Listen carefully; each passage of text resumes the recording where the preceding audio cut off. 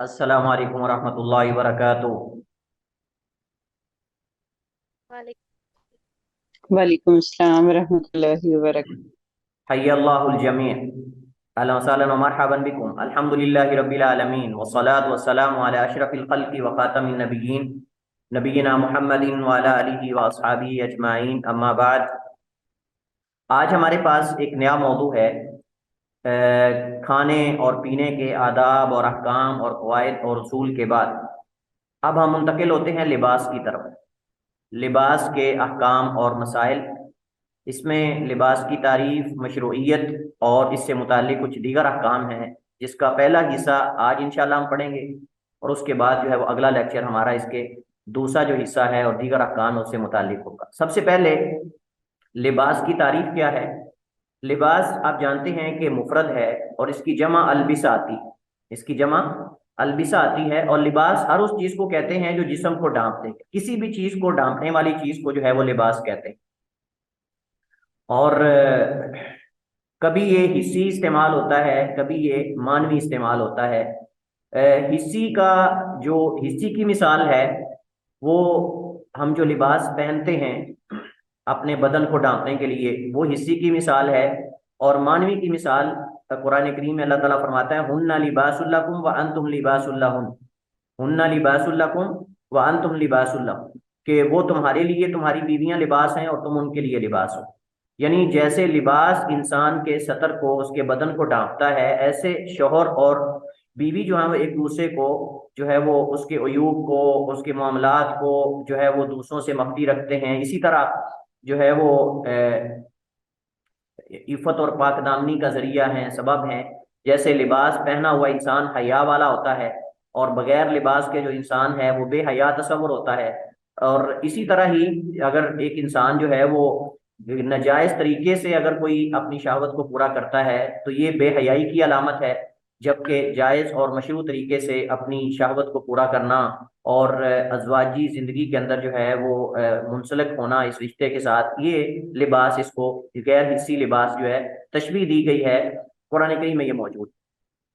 तो इस्तिलाह में जब लिबास का लफ्ज़ इस्तेमाल होता है, जिसके हम अहकाम और मसाइल पढ़ने जा रहे हैं, जिससे मुराद वो है कि जिससे इंसान अपनी शर्मगाह और जिस्म को ढांपता हो और इससे खूबसूरती हासिल करता हो, इसे लिबास कहते हैं। खूबसूरती मकसूद हो, अपने सतर को ढांपना मकसूद हो।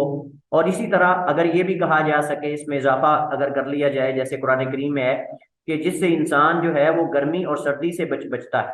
जिससे इंसान गर्मी और सर्दी से जो है वो बचता है, लेकिन ये जिस्म को ढांपने के अंदर ही आ जाएगा। तो लिबास जो है बसा औकात फकत जिस्म को ढांपने के लिए होता है और बसा औकात इससे एक्स्ट्रा यानी ज्यादा जिस्म के ढांपने के साथ साथ खूबसूरती के लिए भी लिबास पहना जाता है। पुराना लिबास जब इंसान पहनता है तो उसका मकसद सिर्फ जिस्म को ढांपना होता है, उसका मकसद जो है वो ज़ेबो ज़ीनत नहीं होता। जबकि नया लिबास जब इंसान पहनता है उसका मकसद जो है वो ज़ेबो ज़ीनत भी होता है और जिस्म को ढांपना भी होता है। किसी खुशी के अंदर शरीक होना, ईद के अंदर शरीक होना, या कोई खास किस्म की जो मुनासबात होती हैं उनके अंदर शरीक होना, ये इस एतबार से गोया कि ये ज़ेबो ज़ीनत भी है और जिस्म को ढांपना यानी सतर को ढांपने के लिए भी इस्तेमाल होता है। लिबास क्यों मशरू किया गया है, इसकी हिकमतें क्या है। सबसे पहली बात तो ये कि सर्दी और गर्मी से लिबास बचाता है और इसमें नफूस की उन तमाम चीज़ों से हिफाजत है जिससे उन्हें दर्र पहुंचता है। इंसान के नफ्स को जिन चीज़ों से नुकसान पहुंचता है, लिबास उनसे जो है वो उन चीज़ों से इंसान के बदन को और इंसान के जिस्म को और नफ्स को महफूज करता है। सतर और शर्मगाह की हिफाजत ये असल मकसद है। इसमें अखलाकियात और इज्जतों और मुआशरे की बिगाड़ से हिफाजत है। इसमें अखलाकियात और इज्जतों और मुआशरे की बिगाड़ से हिफाजत के अखलाकियात जो हैं और इज्जत और इसी तरह जो है वो मुआशरा न बिगड़े, ये सारी चीज़ें इसके अंदर आती हैं। क्योंकि जब मुआशरे के अंदर बेपर्दगी हो जाती है और लोग बरहना होकर बाजारों में निकल के आते हैं, जैसे कि आजकल जो है वो आप सूरत हाल देख रहे हैं यूरोप में अमूमन और इस्लामी ममालिक, यूरोप में खुसूसन और इस्लामी ममालिक में अमूमन आप देख रहे हैं कि किस कदर जो है वो मर्द और औरतें जो है वो किस कदर का लिबास पहनकर बाजारों के अंदर और जो है वो एलानिया बाहर फिर रहे हैं। और अगर ये कहा जाए कि अखलाकियात का जनाजा निकल चुका है और मुआशरे के अंदर बिगाड़ पैदा करने का ये सबब और जरिया बन रहे हैं, और साथ ऊपर से लंडा लिबास पहनकर ऊपर से ये नारा लगाते हैं मेरा जिस्म और मेरी मर्जी, ये फाशी को फरोग देने वाले लोग। یہ فحاشی کو فروغ دینے والے لوگ ہیں، اور یہ فحاشی کو پسند کرنے والے لوگ ہیں، اور یہ چاہتے ہیں کہ مسلمانوں کے اندر، اہل ایمان کے اندر حیا ختم ہو جائے، اور فحاشی اور عریانی اور بے حیائی جو ہے وہ عام ہو جائے۔ اللہ تعالیٰ نے ان لوگوں کے بارے میں سخت وعید جو ہے وہ قرآن کریم کے متعدد مقامات میں جو ہے وہ سنائی ہے اور ذکر کی ہے۔ اللہ تعالیٰ قرآن کریم میں فرماتا ہے، یا بنی آدم قد انزلنا علیکم لباسا یواری سوآتکم وریشا، کہ اے ابن آدم، ہم نے تمہارے لیے نازل کیا ہے لباس یواری سوآتکم، جو تمہاری شرم گاہوں کو چھپاتا ہے، وریشن، اور زیب و زینت کا سبب ہے، خوبصورتی کا سبب ہے، ولباس التقوی ذالک خیر، اور اسی طرح جو ہے وہ تقوی کا لباس یہ بہت زیادہ بہتر ہے۔ ذالک من آیات اللہ، یعنی اصل ضروری نہیں ہے کہ انسان نے خوبصورت لباس زیب تن کیا ہو، اچھا لباس پہنا ہو، سوٹ بوٹ لگائے ہوں، سب کچھ کیا ہو، لیکن باطن انسان کا جو ہے وہ فاسد ہو، انسان کا دل، انسان کا باطن جو ہے وہ شرک اور کفر اور حسد اور بغض سے بھرا ہوا ہو، تو یہ اس پھر لباس، ظاہری لباس کا پھر کوئی فائدہ نہیں۔ اگر انسان کے باطنی لباس صحیح نہیں، تقوی اگر انسان کا صحیح نہیں ہے، تو پھر دونوں لباس کا ہونا ضروری ہے، ظاہری لباس اور باطنی لباس۔ ظاہری لباس جو ہے وہ حصی ہے، اور باطنی لباس جو ہے وہ غیر حصی اور معنوی ہے، تو دونوں طرح کا لباس جو ہے وہ مطلوب ہے۔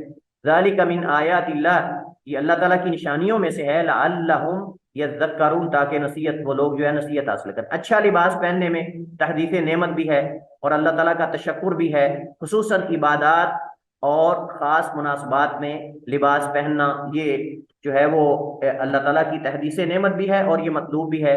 نبی کریم علیہ الصلوۃ والسلام کی حیات طیبہ کا اگر مطالعہ کیا جائے تو اللہ کے نبی علیہ الصلوۃ والسلام نے وفود سے ملاقات کرنے کے لیے جب آپ کے پاس وفد آتے تھے تو ان سے ملاقات کے لیے آپ نے الگ لباس رکھا ہوتا تھا، جمعے کے لیے آپ نے، عیدین کے لیے الگ لباس رکھا ہوتا تھا، اور عام گھر کے اندر یا عام حالات کے اندر آپ جو ہے وہ الگ لباس پہنتے تھے۔ اس کا اہتمام باوجود فقر کے، باوجود جو ہے وہ قلت مال کے اور حالات کے بالکل ٹائٹ ہونے کے باوجود بھی نبی کریم علیہ الصلوۃ والسلام جو ہے اس چیز کا اہتمام کرتے تھے۔ ہمارے پاس کچھ قواعد ہیں لباس کے حوالے سے، جیسے ہم نے کھانے کے حوالے سے کچھ قواعد اور اصول پڑھے تھے، ایسے لباس کے حوالے سے بھی کچھ اصول اور قواعد ہیں جو در حقیقت قرآن اور سنت سے ہی ماخوذ ہیں اور شرعی نصوص سے اخذ کیے گئے۔ سب سے پہلے ہمارے پاس جو قاعدہ ہے وہ یہ ہے کہ زیب و زینت میں اصل اباحت ہے اللہ کے حرمت کی کوئی دلیل آ جائے، یعنی انسان جس طرح چاہے خوبصورتی اختیار کرے، ہاں اس حد تک جس حد تک جو ہے شریعت نے رکھا ہے، اور وہ یہ ہے کہ اس کے اندر اسراف نہ ہو، اس کے اندر تکبر نہ ہو، اس کے اندر جو ہے وہ رنگ نہ ہو جس رنگ سے شریعت نے روکا ہے۔ تو وگرنہ اصل یہ ہے، جیسے ہم نے حلال و حرام کے اندر اور کھانے والی چیزوں کے اندر، پینے والے مشروبات کے اندر ہم نے یہ قاعدہ اور اصول پڑھا کہ کھانے والی چیزوں میں، پینے والی چیزوں میں اصل اباحت ہے ان کا مباح ہونا، جائز ہونا، اللہ کے حرمت کی قرآن یا سنت سے کوئی دلیل آ جائے۔ اب اس کی کیا دلیل ہے کہ زیب و زینت میں اصل اباحت ہے؟ اللہ تعالیٰ کا یہ فرمان ہے، سورہ اعراف کی آیت نمبر 32 ہے، اللہ تعالیٰ فرماتا ہے، قل من حرم زینت اللہ التی اخرج لعباده والطیبات من الرزق، کہ اے نبی فرما دیجئے کون ہے وہ جس نے حرام کیا اللہ تعالیٰ کی زینت کو، جس نے اللہ جو ہے وہ حرام کی اللہ تعالیٰ کی زینت، یعنی جو اللہ تعالیٰ نے زینت رکھی ہے، وہ التی اخرج لعباده، جو اللہ تعالیٰ نے اپنے بندوں کے لیے پیدا کی، اخرج بمانا خلقا، یا نکالنا کے معنی میں بھی آتا ہے، والطیبات من الرزق، اور اسی طرح جو پاکیزہ چیزیں ہیں رزق میں سے، کون ہے جو ان چیزوں کو حرام کر سکتا ہے اور جو حرام کرتا ہے؟ یقیناً جو اللہ تعالیٰ نے حلال کی ہیں اصل یہ ہے کہ مباح ہے، اللہ کے اللہ تعالیٰ خود جو ہے وہ کسی چیز کو زیب و زینت میں سے حرام قرار دیتے، یا اس کے رسول صلی اللہ علیہ وسلم جو ہے اللہ تعالیٰ کی طرف سے۔ زینت جو ہوتی ہے وہ دو طرح کی ہوتی ہے، ایک واجب ہے اور ایک مستحب ہے۔ واجب زینت وہ ہے جو سطر کو ڈھانپتی ہو، یعنی لباس کے اندر واجب کی حد تک زینت وہ ہے جو سطر کو ڈھانپے، اور یہ کہاں سے ہم نے اخذ کیا ہے؟ لباسا یواری سوآتکم، لباسا یواری سوآتکم، کہ اللہ تعالیٰ نے تمہارے لیے وہ لباس اتارا ہے جو تمہاری شرم گاہوں کو ڈھانپتا ہے۔ تو لباس اتارنے کا بنیادی اور وجوبی اور اصل مقصد وہ شرم گاہ کو ڈھانپنا ہے، سطر کو ڈھانپنا ہے۔ اگر ایک انسان جو ہے وہ خوبصورت لباس تو پہنے ہوئے ہے لیکن سطر اس کا جو ہے وہ ڈھکا ہوا نہیں ہے، سطر اس کا ننگا ہے، یا اس کے اعضاء نمایاں ہیں یا نظر آ رہے ہیں، تو یہ اصل میں لباس اتارنے کا جو اللہ تعالیٰ اللہ رب العالمین کا اصل جو مقصد تھا، اللہ تعالیٰ نے جس وجہ سے لباس کو اتارا ہے، یہ اس سے فائدہ نہیں اٹھا رہا۔ لباس اتارنے کا اصل مقصد شرمگاہ کو ڈھانپنا ہے۔ تو اگر شرمگاہ ہی ننگی ہو انسان کی، سطر انسان کا اگر ننگا ہو، تو خوبصورتی بظاہر کیا فائدہ دے گی؟ تو ایک وجوبی حد تک ہے اور ایک استحباب کی حد تک ہے۔ تو وجوبی حد تک یہ کہ انسان اس لباس کو اپنے سطر ڈھانپنے کے لیے استعمال کرے، لباس یواری سواتک۔ اور دوسرا مستحب ہے، واجب کی حد سے جو زائد ہے، واجب کی حد سے جو زائد ہے وہ قرآن کریم میں وریشن اور زینت کے لیے، وریشن اور زیب و زینت کے لیے۔ تو اسی آیت کے اندر جو ہم نے پیچھے آیت پڑھی ہے مشروعیت کی، اس میں اندر حکمتیں ہیں، تو اس کے اندر سے ہی ہم نے یہ دونوں حکمتیں جو ہیں وہ اخذ کی ہیں، یا زینت کی اقسام جو ہیں ہم نے اخذ کی۔ تو ایک وجوبی حد تک زینت ہے اور ایک استحباب کی حد تک۔ وجوبی حد تک وہ ہے جو سطر ڈالتے ہیں، اور استحباب کی حد تک جو اس سے زیادہ ایکسٹرا، اس سے زیادہ ہے، وہ اس میں آئے گا۔ پہلا قاعدہ ہمارا کلیئر ہوا۔ دوسرا قاعدہ یہ ہے کہ لباس میں اصل حلال ہونا ہے الا کہ کسی کی حرمت کی دلیل آ جائے۔ پہلے اور اس میں کیا فرق ہے؟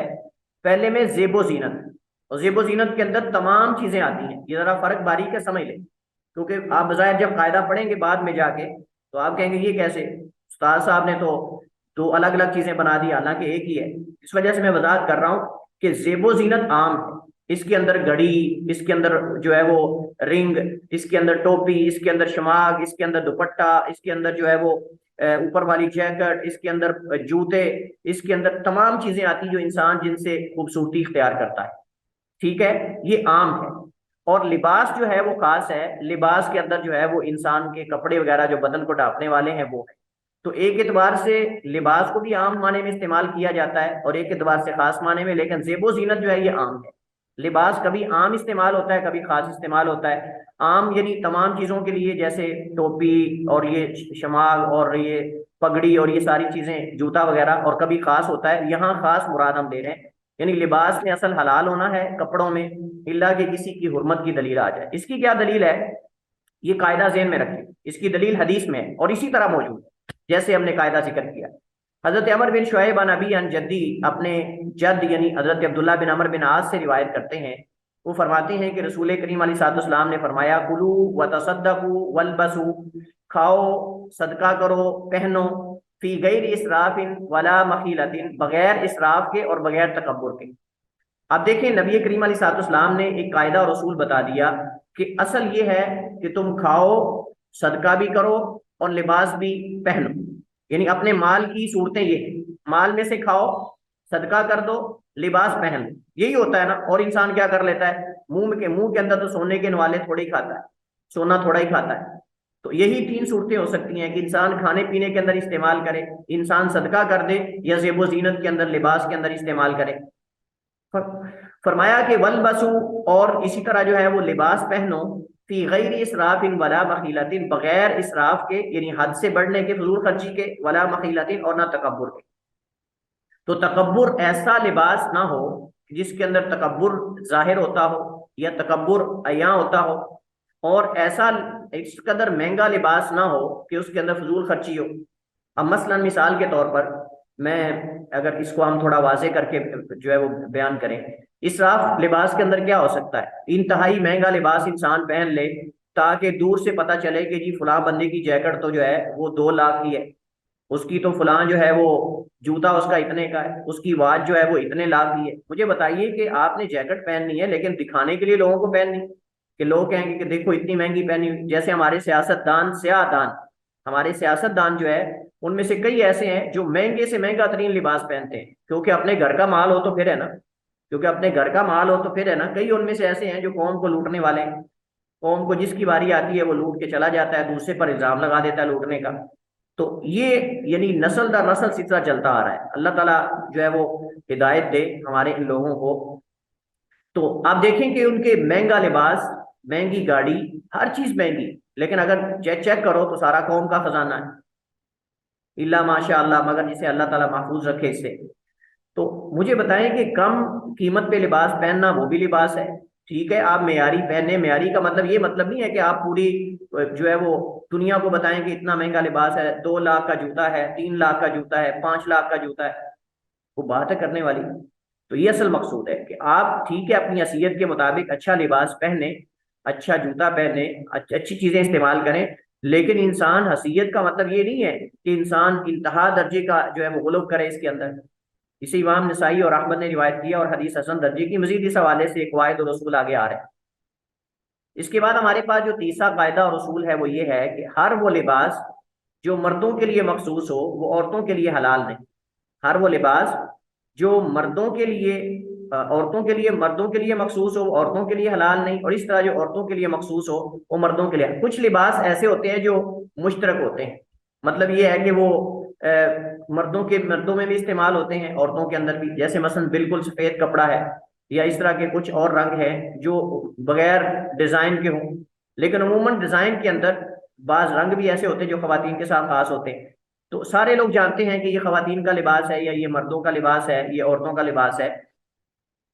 تو اس صورت کے اندر جو ہے وہ لوگ جانتے ہیں، لیکن یہ جائز نہیں ہے کہ کوئی جنس یعنی کوئی قسم جو ہے مردوں میں سے کوئی عورتوں کا لباس پہنے یا عورتوں میں سے کوئی مردوں کا لباس پہنے، کیونکہ یہ چیزیں جو ہیں وہ تفریق کرنے کے لیے رکھی گئی۔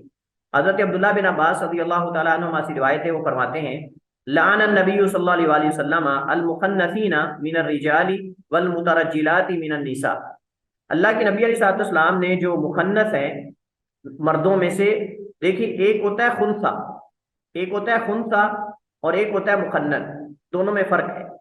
خنثی وہ ہوتا ہے جو خواجہ سرا ہے، خنثی وہ ہوتا ہے جو خواجہ سرا ہے۔ آگے ان کی دو قسمیں ہیں، خنثی مشکل ہے یا غیر مشکل ہے۔ خنثی مشکل وہ ہے کہ جس کے دونوں اعضاء میں سے، مرد اور عورت کے اعضاء میں سے کوئی عضو جو ہے وہ واضح نہ ہو، یا دونوں جنس میں سے کوئی جنس واضح نہ ہو۔ اور خنثی غیر مشکل وہ ہوتا ہے کہ جس کی جنس واضح ہو لیکن اس کے دو پارٹ ہوں، جس کی جنس واضح ہو لیکن اس کے دونوں پارٹ ہوں، یعنی یا ڈبل ہوں یا دونوں ہوں، تو یہ اس کو خنثی کہتے ہیں۔ لیکن مخنث وہ ہوتا ہے جو ہے تو مرد لیکن عورتوں کی مشابہت اختیار کرتا ہے، عورتوں کی طرح بولنے کی کوشش کرتا ہے، عورتوں کی طرح چال ڈال بناتا ہے، عورتوں کا لباس پہنتا ہے، عورتوں کی طرح جو ہے وہ چہرہ بنا کے رکھتا ہے، عورتوں کی طرح بال رکھتا ہے، ساری چیزیں اس کی عورتوں کی طرح ہے، مرد جان بوجھ کے عورت بن رہا ہے۔ تو ایسے شخص پر، ایسے مردوں پر اللہ کے نبی کی لعنت ہے۔ اور جس پر نبی کی لعنت ہو، آپ جانتے ہیں اس سے دو معنی مراد ہوتے ہیں۔ نبی جس پر لعنت کر دے، دو چیزیں مراد ہیں، دو چیزیں مراد ہیں۔ ایک تو یہ ہے کہ اللہ کے نبی علیہ الصلوۃ والسلام جو ہیں وہ آپ خبر دے رہے ہیں کہ اللہ کی لعنت ہے اس شخص پر، اور دوسرا یہ کہ آپ بد دعا کر رہے ہیں کہ اللہ کی لعنت ہو ایسے شخص پر، اللہ کی لعنت ہو، یعنی یہ شخص اللہ کی رحمت سے دور چلا جائے، یہ شخص اللہ کی رحمت سے دور کر دیا جائے جس کی حالت اور جس کی صفات یہ۔ والمترجلاتی یہ رجال سے ہے، والمترجلاتی من النساء اور مرد بننے والی عورتوں میں سے۔ پہلا ہے عورتیں بننے والے مرد، اور دوسرا ہے مرد بننے والی عورتیں۔ دیکھا ہے ہمارے معاشرے کے اندر، آپ نے دیکھا ہوگا کئی ایسی خواتین ہیں کہ جو جان بوجھ کر اپنے ہیئر سٹائل، باروں کا سٹائل مردوں والا، اس کے اندر پف شپ بنا کے، مردوں والا لباس پہن کے، مردوں والی واچ پہن کے، مردوں والا جوتا پہن کے، مردوں والا نام اپنا رکھ کے، باقاعدہ انہوں نے اپنے ڈیرے بنائے ہوئے ہیں اور ڈیروں پہ بیٹھتے ہیں، وہ فیصلے کرتی ہیں اور وہ اپنے آپ کو مرد تصور کرتی ہیں۔ تو یہ خواتین مراد ہیں جو مردوں کی طرح بننے کی کوشش کرتی ہیں۔ لیکن یہاں ایک بات واضح رہے کہ اگر نیچرلی طور پر کسی مرد کی آواز عورتوں کی طرح ہے، یا چلنے کا انداز عورتوں کی طرح ہے، یا بولنے کا انداز اس کا کوئی سٹائل عورتوں کی طرح ہے، وہ خود نہیں کر رہا، نیچرلی طور پہ ایسا اگر ہے، بعض مرد ہوتے ہیں ان کی آواز خواتین کی طرح ہوتی ہیں، لیکن بعض ایسے خبیث ہوتے ہیں کہ وہ اپنی اس آواز سے نجائز فائدہ اٹھاتے ہیں۔ اگر ان کی آواز عورتوں کی طرح ہو نا تو لوگوں کو کالیں کر کے لوگوں سے پرینک کرتے ہیں، پرینک کا نام اس کو دیتے ہیں، اور لڑکیاں بن کے ان سے جو ہے وہ فون کرتے ہیں۔ آپ یوٹیوب پہ دیکھیں، کئی آپ کو ویڈیوز مل جائیں گی، لوگوں کے ساتھ پرینک کر رہے ہیں۔ جی یہ کوئی بات ہے کرنے والی کہ آپ ایک طرف تو مسلمان کے ساتھ مذاق کر رہے ہو، اس کی عزت کے ساتھ کھیل رہے ہو، اس کو بلیک میل کرنے کی کوشش کر رہے ہو، اس کو بدنام کرنے کی کوشش کر رہے ہو، اور دوسری طرف آپ نبی کریم علیہ الصلوۃ والسلام کی لعنت کے مستحق بن رہے ہو کہ آپ ہیں نہیں عورت لیکن عورت بن رہے ہیں۔ ہم اس معاملے کو دیکھیں، ہمارے معاشرے کے اندر لوگ اس معاملے کو بہت آسان لیتے ہیں، اس کو گناہ ہی نہیں سمجھا جاتا، اس کو جرم ہی نہیں سمجھا جاتا، حالانکہ کبیرہ گناہوں میں سے یہ گناہ ہے، اللہ کے نبی نے لعنت کی ہے۔ اور آپ جانتے ہیں کہ کبائر کی علامات میں سے ایک علامت ہے کہ اللہ اس کے رسول اس شخص پہ لعنت کریں جو وہ کام کرنے والا ہو۔ جس کام کے کرنے والے پہ لعنت کی جائے، اللہ کے غضب کا مستحق ٹھہرایا جائے، وہ کبیرہ گناہ کا مرتکب ہو رہا ہوتا ہے۔ اسی طرح عورتیں ہیں، ہم میں سے کتنی عورتیں ایسی ہیں جو مرد بن کے مردوں کا سٹائل اور سب چیزیں وہ کرنے کی کوشش کرتی ہیں۔ یہ صحیح بخاری کی حدیث ہے، صحیح بخاری کی حدیث ہے۔ اس سے پتہ چلتا ہے کہ کسی بھی طرح مردوں سے مشابہت کرنا، عورتوں کا اور مردوں کا عورتوں سے مشابہت کرنا یہ جائز نہیں ہے، لباس کے اندر ہو، زیب و زینت کے اندر ہو، یا آواز کے اندر ہو، یا چلنے کے سٹائل کے اندر جان بوجھ کر یہ کیا جائے، یہ جائز نہیں ہے۔ آگے مزید اگلی حدیث اس وجہ سے میں نے اس ترتیب سے رکھی ہے تاکہ پچھلی حدیث کی مزید وضاحت ہو جائے، کیونکہ کوئی اشکال پیدا کرنے والا کہہ سکتا ہے کہ وہاں تو جی خواجہ سرا مراد ہے یا وہاں تو فلان، نہیں، یہاں وہی مراد ہے جو میں نے ذکر کیا۔ حضرت ابو ہریرہ رضی اللہ تعالیٰ عنہ سے روایت ہے، وہ فرماتے ہیں لعن رسول اللہ صلی اللہ علیہ وسلم۔ آپ ذرا اندازہ لگائیں، یہ صحابی اور ہیں، وہ صحابی اور ہیں، دو صحابہ سے روایت مختلف طریق سے آ رہی، ایک صحابی سے روایت نہیں۔ حضرت عبداللہ بن عباس اس حدیث کو روایت کر رہے ہیں اور اس حدیث کو حضرت ابو ہریرہ روایت کر رہے ہیں۔ فرماتے ہیں لعن رسول اللہ صلی اللہ علیہ وسلم، لعنت کی رسول اللہ صلی اللہ علیہ وسلم نے الرجل اس آدمی پر، یلبس لبسۃ المرأۃ جو عورت کا مخصوص لباس پہنے، جو عورت کا مخصوص لباس پہنے، اس مرد پر بھی آپ نے لعنت کی، والمرأۃ اور اس عورت پر بھی لعنت کی۔ یہ لعنہ کا مفعول ہے، یہ الرجل اور مرأہ منصوب کیوں ہے، اس پر زبر کیوں آ رہی ہے؟ چونکہ یہ لعنہ کے مفعول ہے دونوں، اور اس کا عطف ہے پیچھے الرجل پر، اور رجل کا جو ہے وہ پیچھے ہے لعنہ، اس کا مفعول ہے۔ تو اللہ کے نبی علیہ السلام نے لعنت کی اس آدمی پر جو عورتوں کا مخصوص لباس پہنے یا عورت کا، اور اس عورت پر جو عورت مرد کا تلبسو لبسۃ الرجل جو آدمی کا مخصوص لباس پہنے۔ اور یہ حدیث سنن نبی داؤد، مسند احمد وغیرہ دیگر کتب حدیث میں موجود ہے اور حدیث صحیح ہے۔ تنبیہ، عورتوں کے لیے مردوں کے مخصوص جوتے، اور مردوں کے لیے اس حدیث سے ہم نے یہ اخذ کیا، کیونکہ لباس کا لفظ میں نے کہا کبھی عام استعمال ہوتا ہے، کبھی خاص استعمال ہوتا ہے۔ تو عورتوں کے لیے مردوں کے مخصوص جوتے اور مردوں کے لیے عورتوں کے مخصوص جوتے پہننا یہ بھی جائز نہیں ہے۔ مردوں کے لیے تہ بند ٹخنوں سے نیچے لٹکانا جائز نہیں، کیونکہ یہ عورتوں کے لیے خاص ہے۔ یہاں بڑا اہم یہ فائدہ ہے کہ عورتوں کے لیے ٹخنے ڈانپنا یہ اصل میں حکم ہے۔ جیسے نبی صاحب نے ایک بالشت جو ہے وہ لٹکانے کا حکم دیا، صحابیات کا لباس معروف تھا کہ ان کا جو دوپٹہ ہوتا تھا یا ان کی جو اوڑھنیاں ہوتی تھی وہ زمین پہ گھسٹ کے چلی جاتی تھی۔ تو عورتوں کا ٹخنے ڈانپنے کا حکم ہے عورتوں کو، اور مردوں کو ننگے رکھنے کا حکم ہے۔ لہٰذا اگر کوئی عورتوں کی طرح ٹخنوں سے نیچے چادر یا وہ شلوار وغیرہ رکھتا ہے تو یہ گویا کہ عورتوں سے مشابہت کر رہا ہے، اور اس طرح اگر کوئی عورت مردوں کی طرح ٹخنے ننگے کر کے اوپر رکھتی ہے تو یہ مردوں سے مشابہت کر رہی ہے۔ یہ بڑا انتہائی اہم یعنی آپ سمجھ لیں کہ استنباط ہے اس حدیث سے کہ مردوں کے لیے جائز نہیں کہ وہ ٹخنوں سے نیچے اپنا تہ بند کریں، اور عورتوں کے لیے جائز نہیں کہ وہ ٹخنوں سے اوپر اپنا تہ بند یا اپنی شلوار کو کر کے چلیں۔ آج کل آپ دیکھ رہے ہیں اتنا تنگ لباس، ٹائٹ قسم کی جینز اور پینٹ ہیں، اور وہ بھی آدھی اوپر پنڈلی تک پہن کے جا رہی۔ یہ اس حدیث سے ماخوذ ہے کیونکہ یہ عورتوں کے لیے خاص ہے، اور دوسرا یہ ہے کہ تکبر کی علامت ہے اگر مرد جو ہے وہ ٹخنوں سے نیچے لٹکاتا ہے۔ حضرت ابو ذر رضی اللہ تعالیٰ عنہ سے روایت ہے، وہ اللہ کے نبی علیہ السلام سے روایت کرتے ہیں، فرماتے ہیں اللہ کے نبی نے فرمایا ثلاثۃ لا يكلمهم الله يوم القيامة ولا ينظر إليهم ولا يزكيهم ولهم عذاب أليم قال فقرأ رسول صلی اللہ علیہ وسلم ثلاث مرات، تین دفعہ آپ نے فرمایا۔ قال ابو ذر نے فرمایا خاب وخسر من هم یا رسول اللہ؟ قال المسبل والمنان والمنفق صلعته بالحلف الكاذب۔ اللہ کے نبی فرماتے ہیں تین قسم کے لوگ ایسے ہیں جن سے اللہ یوم قیامت کو کلام نہیں کرے گا، یعنی محبت اور شفقت کی کلام، وگرنہ اللہ حساب و کتاب تو لے گا۔ ولا ينظر الیہم، نہ ان کی طرف اللہ تعالیٰ نظر رحمت اور محبت سے دیکھے گا۔ ولا یزکیہم ولہم عذاب الیم، اور نہ ان کا تزکیہ نفس کرے گا اور ان کے لیے دردناک عذاب ہے۔ قال، تو حضرت ابو ذر فرماتے ہیں فقرأ رسول اللہ صلی اللہ علیہ وسلم ثلاث مرات، اللہ کے نبی نے تین دفعہ یہ بات دہرائی۔ قال ابو ذر فرمانے لگے خوابوا وخسروا، اللہ کے رسول یہ نامراد ہوئے اور خسارے میں ہیں۔ کون بد نصیب ہیں جن کے بارے میں آپ نے اتنی سزا سنا دی ہے، اتنی وحی سنا دی ہے کہ چار ان کے لیے سزائیں ہیں۔ اللہ تعالیٰ ان سے کلام نہیں کرے گا، ان کی طرف دیکھے گا نہیں، ان کا تزکیہ نہیں کرے گا، اور ان کے لیے دردناک عذاب ہے۔ اتنی سب سزائیں کون سے نامراد ہیں یہ؟ خوابوا نامراد ہوئے، وخسروا خسارے میں چلے گئے، یہ تو من ہم یا رسول اللہ، یہ کون ہے؟ قال، اللہ کے نبی نے فرمایا المسبل، اپنا تہ بند اپنی چادر کو لٹکانے والا۔ اس بال کہتے ہیں اپنے تہ بند کو نیچے لٹکانا، چھوڑ دینا، کھلا چھوڑ دینا۔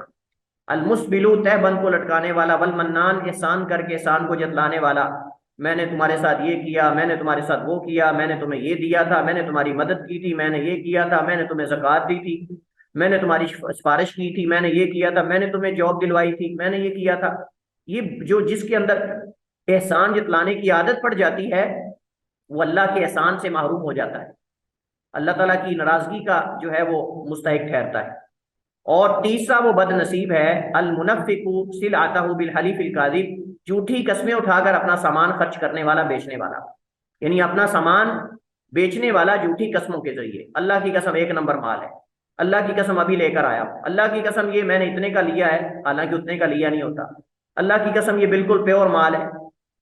تو یہ جو ہے وہ اس طرح کی جھوٹی قسمیں اٹھا کر اپنا سامان بیچ کر گاہکوں کو مطمئن کر کے بیچنا، حالانکہ وہ ایسا نہیں جیسے وہ قسم اٹھا رہا ہے، تو یہ شخص بھی جو ہے وہ اس وعید کا مستحق ہے.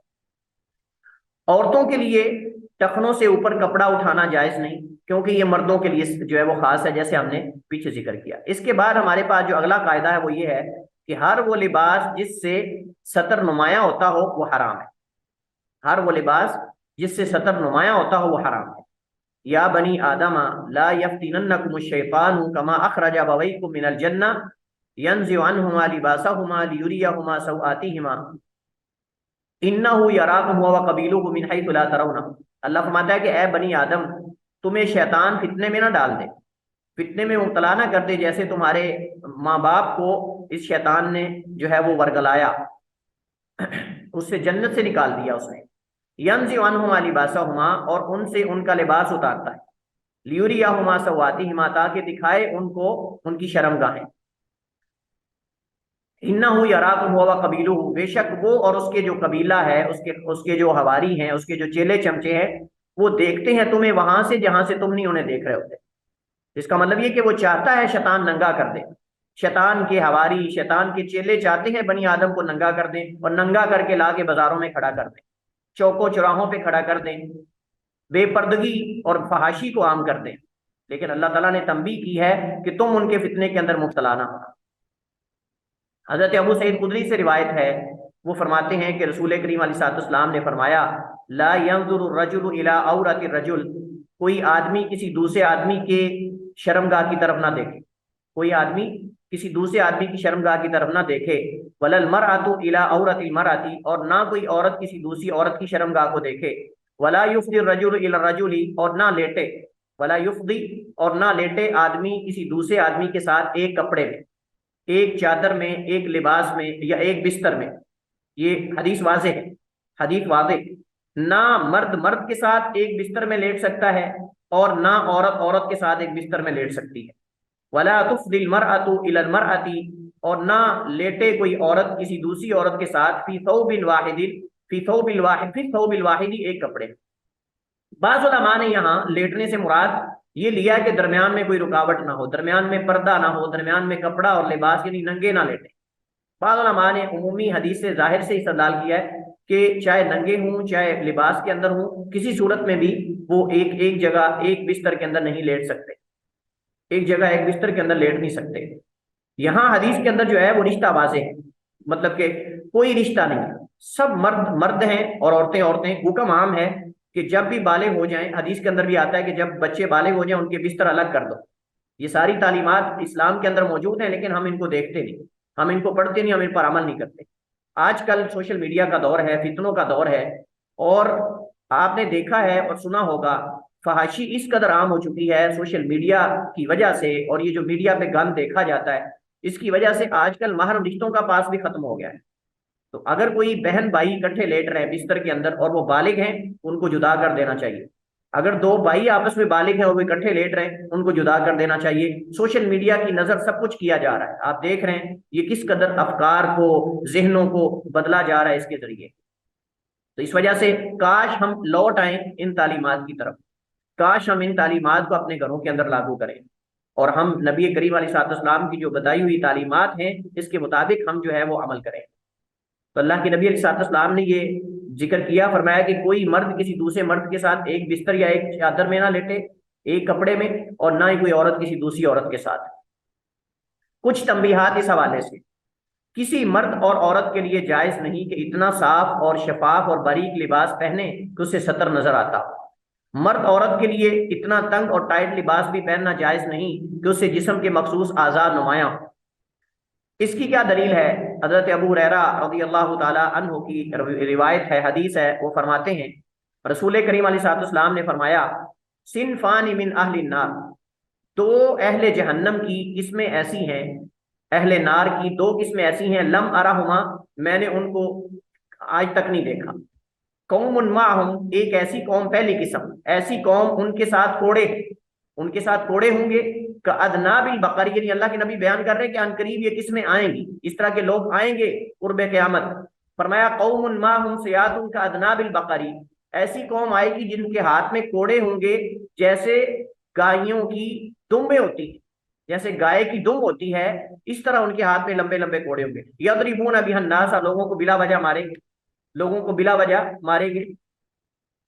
اور ونساء کاسیات عاریات ممیلات مائلات، ایسی عورتیں کہ لباس پہنے ہوں گی، لباس پہنے ہوں گی، عاریات اس کے باوجود ننگی ہوں گی، ممیلات مائلات، مائل ہونے والیاں اور مائل کرنے والی، رؤوسہن کاسنمۃ البخت، ان کے سر بختی اونٹوں کی کوہان کی طرح ہوں گے، بلند ہوں گے، سروں پہ چوڑے باندھے ہوئے ہوں گے، بال ایسے اکٹھے کر کے اوپر اٹھائے ہوئے ہوں گے، رؤوسہن کاسنمۃ البخت المائلۃ، ان کے سر بختی اونٹوں کی کوہان کی طرح ایک طرف مائل ہوں گے، لا يدخلن الجنت، یہ کبھی جنت میں داخل نہیں ہوگی، ولا یجدن ریحھا، جنت میں داخل ہونا تو درکنار کہ جنت کی خوشبو تک بھی نہیں پا سکیں گی، حالانکہ وان ریحھا لیوجد من مسیرۃ کذا وکذا، جنت کی خوشبو فلاں فلاں مسافت تک، ایک حدیث میں 40 سال کی مسافت تک دور تک آتی ہے، لیکن یہ اس کی خوشبو نہیں پائیں۔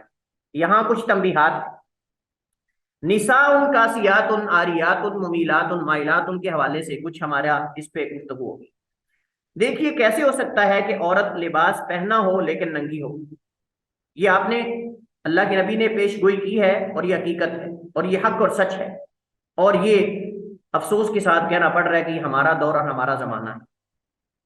کاسیات لباس پہننے والی، عاریات ننگی، اس کے تین معنی ہو سکتے ہیں، اس کے تین معنی ہو سکتے ہیں۔ ایک تو یہ ہے کہ لباس اتنا باریک ہے گویا کہ وہ ننگی ہے، پہننے کے باوجود بھی ننگی ہے۔ نمبر دو، لباس اتنا ٹائٹ ہے کہ اس کے اندر سے ان کے مخصوص اعضاء اس قدر نمایاں ہیں گویا کہ وہ ننگی، جیسا کہ جینز وغیرہ پہن کر خواتین باہر آتی ہیں، آپ نے دیکھا ہوگا، مرد ہوں یا عورت، اور مرد بھی اس کے اندر شامل ہے۔ آگے فرمایا تیسری صورت یہ ہے لباس اتنا لنڈا ہو، اتنا چھوٹا ہو کہ نیچے سے یا اوپر سے مخصوص اعضاء نظر آئے، بدن مکمل ڈھانپا ہونا، اور یہ آپ یورپ میں دیکھ لیں، اور یورپ کے اندر آپ دیکھ لیں خواتین نے آدھے لباس پہنے ہوئے ہیں، اور ہماری مسلم خواتین بھی دیکھ لیں آج کل، کئی ان کو دیکھ کر جو ہے وہ آدھا لباس پہن کر پھر لیں۔ اگر آپ دیکھنا چاہتے ہیں ترکی میں دیکھ لیں، ترکی میں دیکھ لیں، آپ کئی اور ممالک کے اندر آپ یہاں دیکھ رہے ہیں، دبئی کے اندر چلے جائیں، آپ دبئی کے اندر باہر دیکھ لیں آپ کیا ہو رہا ہے، اللہ تعالیٰ محفوظ فرمائے، یہ اسلامی ممالک۔ تو تین معنی اس کے ہیں۔ اگلا ایک اور ہے ممیلات مائلات، مائل کرنے والیاں اور مائل ہونے والیاں، اس کے بھی کئی معنی۔ ایک تو یہ ہے کہ مائل کرنے والیاں مطلب ایسا لباس پہن کر باہر آتی ہیں اور دوسری خواتین کو اپنی طرف مائل کرنے والیاں کہ تم بھی یہ کرو، یہ انتہائی اہم معنی توجہ کے ساتھ۔ مائل کرنے والیاں یعنی دوسری خواتین کو ایسا لباس پہن کر باہر آئیں گی، ان کو دیکھ کر دوسریوں کا بھی دل کرے گا کہ وہ بھی اس طرح کریں۔ آج ہمارے یہاں یہی ہوتا ہے نا، وہ آپ نے دیکھا ہے نا، وہ مشہوریاں دیتے ہیں کمپنیز والے جو لباس اس طرح کا بناتے ہیں، وہ کہتے ہیں آپ نے ایک دفعہ ادھر آنا ہے، ایک دفعہ ادھر جانا ہے، وہ خاص قسم کی وہ جو ہے وہ تیار کیا جاتا ہے، اس کے لیے ایک پورا کلپ بنایا جاتا ہے اس کمپنی کی مشہوری کے لیے۔ وہ کچھ خواتین مخصوص لباس پہن کر آتی ہیں پھر جاتی ہیں، وہ آپ نے دیکھا ہوگا آج کل تو کپڑے کے ہر سوٹ کے اوپر لگا ہوتا ہے باقاعدہ۔ یہ جو ماڈلنگ کرتی ہیں خواتین، ماڈلنگ کے اندر جا کے آپ دیکھتے ہیں وہ اس طرح کا گندا لباس پہن کر آتی ہیں جاتی ہیں، تصویریں وہی چھاپ دیتے ہیں وہ۔ اب ان کو دیکھ کر خواتین وہی لباس پہنتی ہیں کہ ہم نے بھی اس طرح کا بننا ہے، ہم نے بھی اس طرح کا بننا ہے، یہ مطلب ہے مائل کرنے والی ہیں۔ ایک معنی یہ ہے، ایک مطلب یہ کہ اس طرح کا گندا لباس پہن کر مردوں کو اپنی طرف مائل کرنے والی کہ مرد ان کی طرف مائل، یہ دوسرا معنی ہے۔